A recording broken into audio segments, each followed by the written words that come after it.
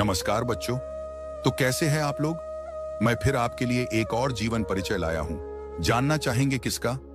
तो मैं लाया हूं आज आचार्य हजारी प्रसाद द्विवेदी जी का।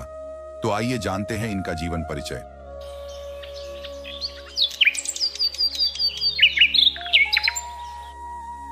नमस्कार बच्चों।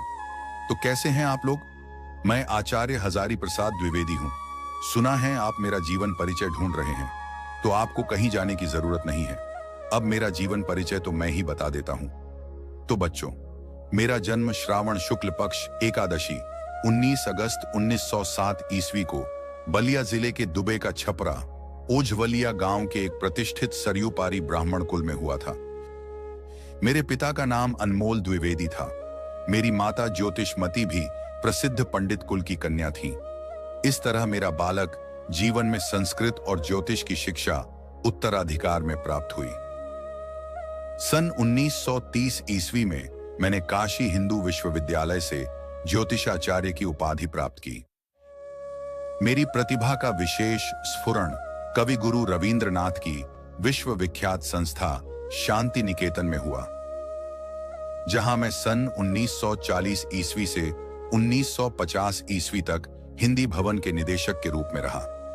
यहीं मेरा विस्तृत स्वाध्याय और सृजन का शिलान्यास हुआ।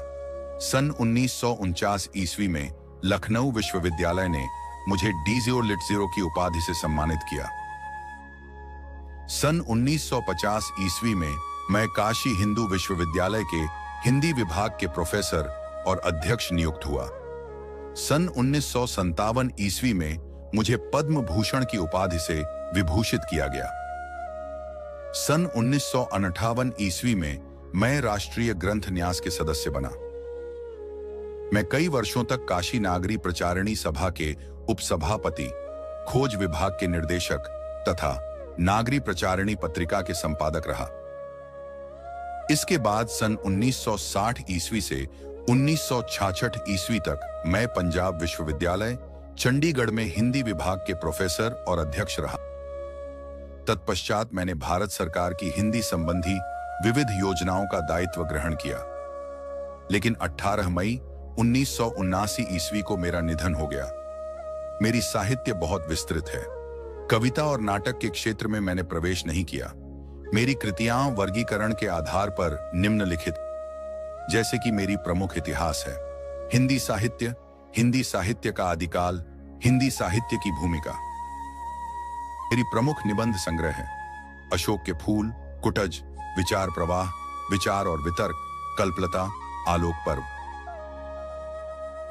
मेरी प्रमुख उपन्यास हैं बाणभट्ट की आत्मकथा, अनाम दास का पोथा, चारुचंद्र लेख और पुनर्नवा आदि।